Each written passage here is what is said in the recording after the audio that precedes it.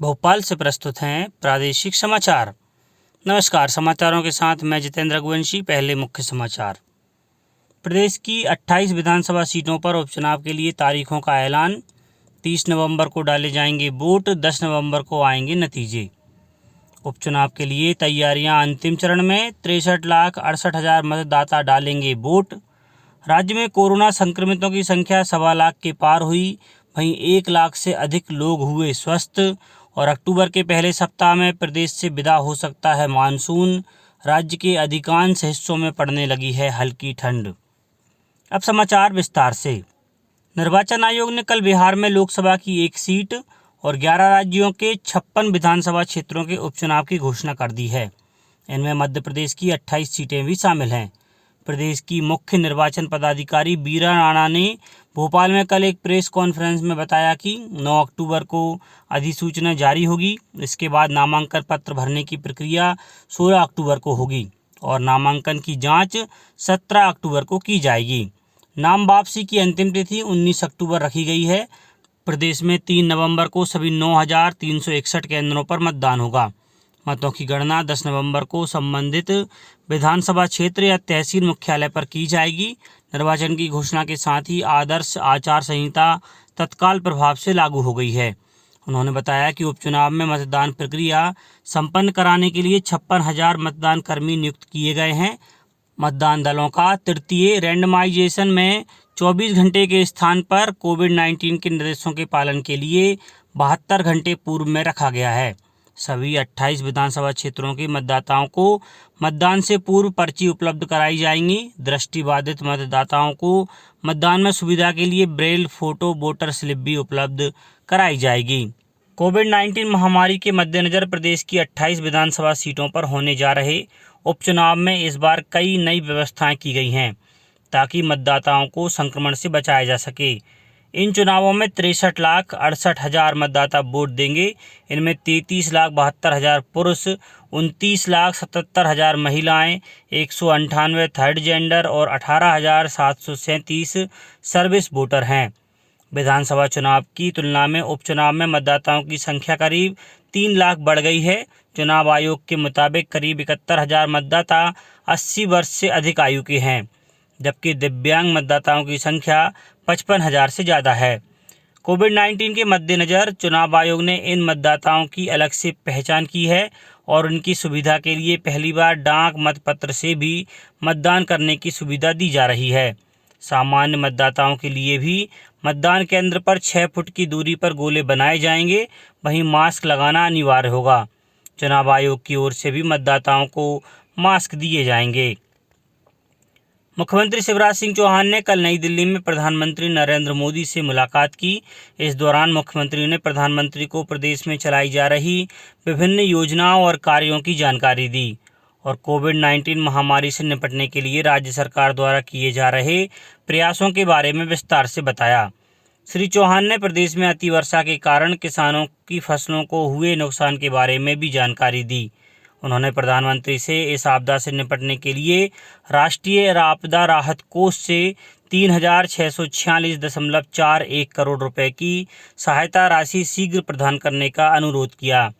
उन्होंने कहा कि इस सहायता से अति वर्षा और कीट व्याधि से किसानों को हुए नुकसान की पूर्ति हो सकेगी और किसान आगामी रबी फसलों की तैयारी कर सकेंगे। प्रदेश में कोरोना संक्रमितों की संख्या 1,26,000 के पार हो गई है। वहीं अब तक 1 लाख से ज़्यादा लोग स्वस्थ हो चुके हैं। कल 2,433 लोग स्वस्थ हुए। वहीं 1,887 नए संक्रमित मिले हैं। उधर संक्रमण से कल 39 लोगों की मृत्यु हुई। प्रदेश में अब तक सक्रिय प्रकरणों की संख्या लगभग 21,000 से अधिक है। राजधानी भोपाल में अब तक पाए गए 17,000 में से 14,705 व्यक्ति कोरोना संक्रमण से पूरी तरह स्वस्थ हो चुके हैं। इंदौर जिले में 482 नए मरीज मिलने से कोरोना संक्रमितों की संख्या 24,000 से अधिक हो गई है। कल 334 मरीजों के कोरोना संक्रमण के मुक्त होने के साथ ही अब तक 18,844 मरीज स्वस्थ होकर घरों को लौट चुके हैं। मंडला जिले में कल 10 नए कोरोना संक्रमित मिलने के बाद कोरोना संक्रमितों की कुल संख्या 692 हो गई है। इनमें 501 लोग स्वस्थ हो चुके हैं। पन्ना में कल 14 नए मरीज मिलने के बाद कोरोना मरीजों की संख्या 660 हो गई है। उधर रतलाम जिला कलेक्टर ने अधिकारियों को निर्देश दिए हैं कि वे होम आइसोलेट किए गए मरीजों के वीडियो कॉल के जरिए बात करेंगे। शिवपुरी जिले में अभी तक 2316 कोरोना के मामले सामने आए हैं। इनमें से 2073 मरीज स्वस्थ हो चुके हैं। कल 19 कोरोना पॉजिटिव मामले मिले हैं। प्रदेश के सभी नर्सिंग होम और निजी हॉस्पिटलों को कोविड-19 के उपचार की निर्धारित दरों को रिसेप्शन काउंटर पर प्रदर्शित करना जरूरी है। इसके साथ ही मरीज और मरीजों के परिजन को मांगने पर उपचार की निर्धारित दरों को उपलब्ध कराना होगा। निर्धारित दरों के संबंध में भी स्पष्ट किया गया है कि 29 फरवरी 2020 को नर्सिंग होम निजी हॉस्पिटल के द्वारा जिलों के मुख्य चिकित्सा एवं स्वास्थ्य अधिकारियों को सूचित की गई दरों से निर्धारित दरें 40% से अधिक नहीं हों। उच्च न्यायालय द्वारा 17 सितंबर और 23 सितंबर को कोविड-19 उपचार की निर्धारित दरों को नर्सिंग होम एवं निजी हॉस्पिटल को रिसेप्शन काउंटर पर प्रदर्शित करने के पारित आदेश के पालन में स्वास्थ्य विभाग द्वारा निर्देश जारी कर दिए गए हैं। अब कुछ समाचार खेल जगत से। आईपीएल के 13वें सीजन के 11वें मैच में सनराइजर्स हैदराबाद ने दिल्ली कैपिटल्स को 15 रन से हरा दिया। टीम की इस सीजन में पहली जीत है। इससे पहले टीम को 2 मैच में हार मिली थी। मैच के हीरो सनराइजर्स के स्पिनर राशिद खान और तेज गेंदबाज भुवनेश्वर कुमार रहे। दोनों ने कुल 5 विकेट लेकर दिल्ली से जीत छीन ली। इससे पहले मैच में हैदराबाद ने टॉस हारकर पहले बल्लेबाजी करते हुए 4 विकेट खोकर 162 रन बनाए थे। इसके जवाब में दिल्ली 7 विकेट गंवाकर 147 रन ही बना सकी। दिल्ली के लिए ऋषभ पंत ने 28, शिखर धवन ने 34, सिमरॉन हेटमायर ने 21 रन की पारी खेली। वहीं हैदराबाद के लिए राशिद ने 3 और भुवनेश्वर कुमार ने 2 विकेट लिए। इनके अलावा टी नटराजन ने 1 विकेट लिया। Rashid Khan man of the match रहे। आईपीएल के 13वें सीजन का 12वां मैच कोलकाता नाइट राइडर्स और राजस्थान रॉयल्स के बीच आज दुबई में खेला जाएगा। राजस्थान ने अपने पिछले मैच में लीग का सबसे बड़ा टारगेट चेज किया था। वहीं केकेआर ने पिछले मैच में सनराइजर्स हैदराबाद को हराया था। पिछले 5 साल की बात करें तो राजस्थान की टीम केकेआर के खिलाफ सिर्फ 1 मैच ही जीत पाई है।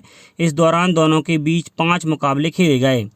वहीं इस सीजन में राजस्थान का प्रदर्शन बेहतरीन रहा है। उसने अपने दोनों मैच शारजाह में खेले हैं। दोनों बार 200 से ज़्यादा का रन स्कोर बनाकर मैच जीते। केकेआर ने सीजन में अब तक 2 मैच खेले हैं, जिसमें उसे 1 में जीत मिली है और 1 में हार का सामना करना पड़ा है। अब बात मौसम की। प्रदेश में सुबह हल्की ठंडक महसूस होने लगी है। मौसम केंद्र के अनुसार नमी कम होने और हवाओं का रुख दक्षिण पश्चिम से बदलकर उत्तर पश्चिम हो जाने के कारण सुबह हल्की सर्दी पड़ने लगी है। भोपाल में रात के तापमान में गिरावट भी दर्ज की जा रही है। हवाओं के रुख में आए बदलाव से अब जल्दी ही प्रदेश से मानसून की विदाई भी होने लगेगी। अभी राजस्थान और पंजाब के कुछ हिस्सों से मानसून लौटने लगा है। मौसम केंद्र के अनुसार अक्टूबर महीने के पहले हफ्ते में राज्य से मानसून जाने लगेगा और सर्दी बढ़ने लगेगी। अब कुछ समाचार संक्षेप में। केंद्रीय इस्पात राज्य मंत्री फग्गन सिंह कुलस्ते आज मंडला आएंगे और स्थानीय कार्यक्रम में हिस्सा लेंगे। कटनी जिले में राष्ट्रीय पोषण माह मनाया जा रहा है, जिसके तहत सभी आंगनबाड़ी केंद्रों में बच्चों के लिए विभिन्न गतिविधियां आयोजित की जा रही हैं। निवाड़ी उर्वरक वितरण व्यवस्था की समीक्षा के लिए कल जिला कलेक्टर के साथ अन्य अधिकारियों की बैठक हुई। मुरैना में पुलिस ने कल 20 पेटी अवैध शराब जब्त की और 3 आरोपियों को गिरफ्तार किया। और भोपाल के जनजातीय संग्रहालय में चल रहे गमक समारोह में आज इंदौर के अभय माण के गीत रामायण की प्रस्तुति देंगे। अंत में मुख्य समाचार एक बार फिर। प्रदेश की 28 विधानसभा सीटों पर उपचुनाव के लिए तारीखों का ऐलान। 3 नवंबर को डाले जाएंगे वोट, 10 नवंबर को आएंगे नतीजे। उपचुनाव के लिए तैयारियां अंतिम चरण में। 63,68,000 मतदाता डालेंगे वोट। राज्य में कोरोना संक्रमितों की संख्या 1.25 लाख के पार हुई। वहीं 1 लाख से अधिक लोग हुए स्वस्थ। और अक्टूबर के पहले सप्ताह में प्रदेश से विदा हो सकता है मानसून। राज्य के अधिकांश हिस्सों में पड़ने लगी है हल्की ठंड। इस बुलेटिन में इतना ही। घर पर रहिए, सुरक्षित रहिए और सुनते रहिए प्रादेशिक समाचार। नमस्कार।